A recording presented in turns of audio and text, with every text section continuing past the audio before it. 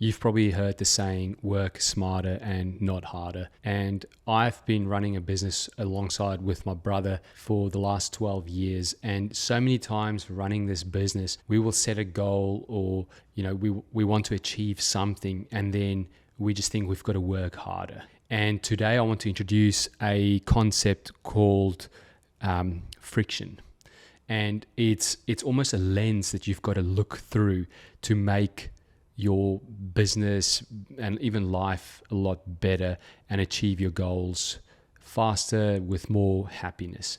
So it's a really exciting topic.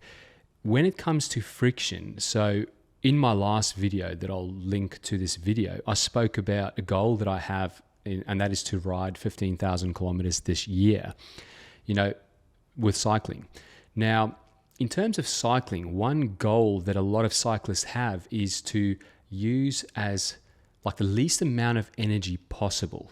And that is in terms of the output and the power that they use to be able to ride. And not just ride for prolonged times, but also as fast as possible. And the concept comes down to friction. Now, there's a lot of friction when it comes to cycling. You have the wind, you have the surface area of where you're riding on, and you've got things like hills and so on, and also weight. So cyclists, they always try and get their bike as light as possible. They optimize their body weight to become as light as possible so that they can become faster, because now they're carrying less weight. That's less friction right there. And not just that, they're actually using less energy to be able to ride the same type of speed. So a great example is just choosing two different tires, depending on what surface that you're riding on. If you're riding on tarmac, you don't want to use like a grippy type of tire that you would use riding on gravel or when you go mountain biking, because that will cause a lot more friction on the road. And what it means is to be able to, let's say for example, hold 30 kilometers an hour with knobbly tires, you will need to put out X amount of power. Let's call it 300 watts, okay, which means the force that you're using. And versus if you have slick tires on, you and to be able to ride 30 k's an hour, you might only, and I'm exaggerating here, use 200 watts. Now, the difference between 300 and 200 watts at the same speed means you can go a lot longer and further and conserve a lot more energy. And that is called working smarter and not harder. And a lot of times when it comes to business and even personal life, you have to take a moment out to see how can you optimize for less friction in whatever area of the attack of the plan, like for you to achieve your goal, for example. So when it comes to cycling, it's about just taking a moment, doing your research, planning ahead and going, okay, what is the goal? How can I optimize, let's say, friction? So there's less friction. You can do it with tires, you can do it with weight and all those things. And then that is when you decide. It's almost like a fork in the road. And when you get to that fork in the road, you have to make the right decision. And that is about being smart and not just working harder. And then once you've made that decision, you can then attack and you can go and even work hard if you want, because then you'll achieve a lot more than you would have if you made the wrong decision, if you didn't take the time out, and if you made a decision that caused more friction. So this is something that we're working on a lot in our business at the moment. We have a particular goal in our business, and at the moment we're looking at what are all the parts of that, like for us to achieve that goal, what are all the obstacles that come up, exactly like what I explained in my previous video. What are all the obstacles that come up? And that is then for us to think about, how do we eliminate or how do we cause those obstacles to cause less friction? And what that means is we'll be able to get to our goal a lot faster.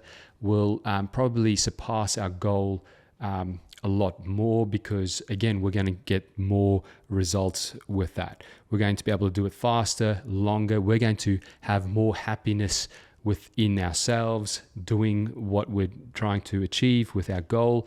And same with the team, because it's not about overworking the team like crazy. It's about making the right decisions so that there's less friction.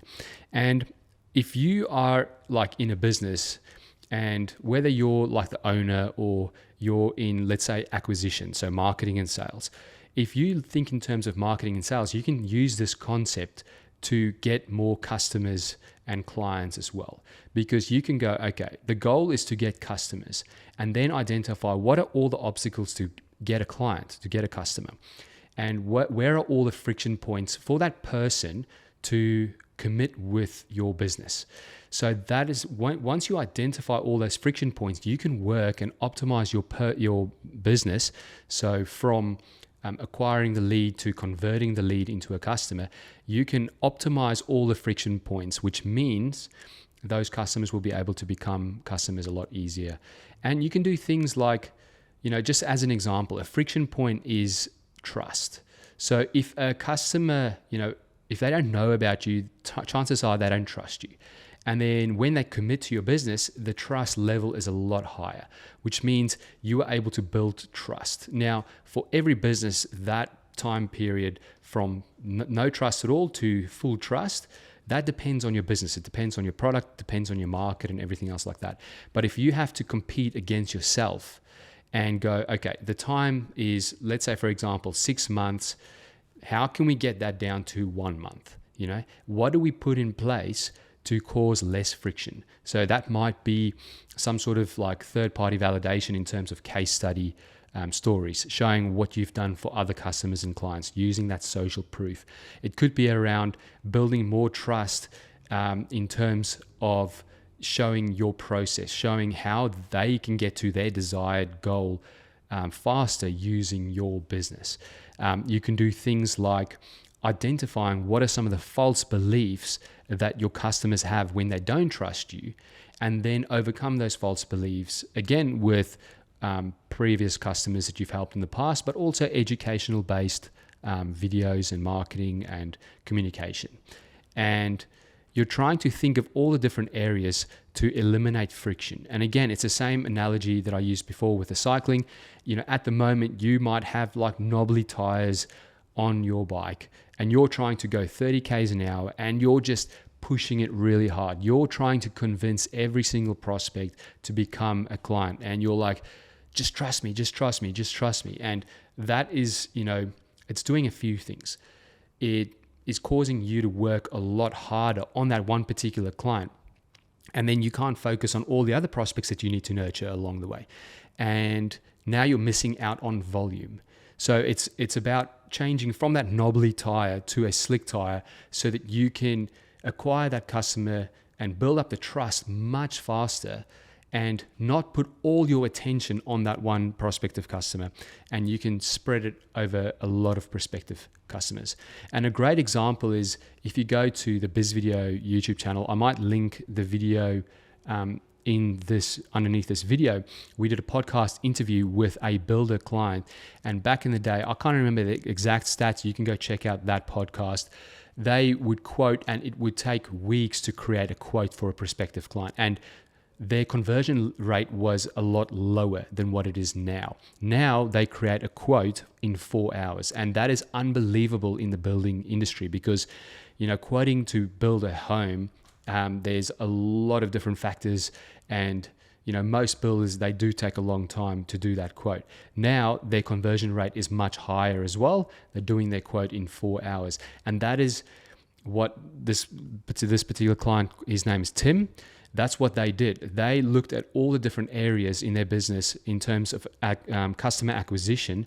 How can they eliminate friction and make the journey much easier to become a customer? So go check out that video. Check out my previous video in terms of where I spoke about the mental model called Inversion and how you can use Inversion to achieve your goals much faster. I'll see you in the next video.